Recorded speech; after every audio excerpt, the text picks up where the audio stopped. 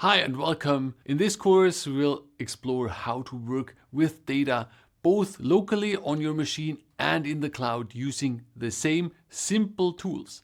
The goals are straightforward. By the end of this course, you will know how to set up DuckDB, connect to MotherDuck, and build data workflows that run locally, in the cloud, or in a hybrid of both. You'll learn how to query files, work with shared databases, and scale your workflows from your laptop into the cloud without changing the tools. This course is made for data engineers, data scientists, and anyone who wants to understand how DuckDB and MotherDuck fit into modern data platforms.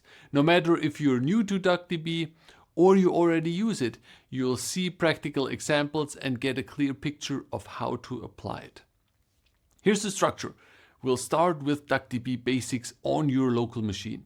Then we connect to MotherDuck and compare local and cloud compute. Next, we build an ELT workflow in Python and scale it to the cloud. Finally, we'll look at new features like Duck Lake before closing with a recap.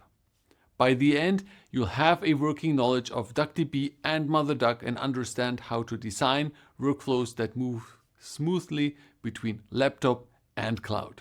So let's get started.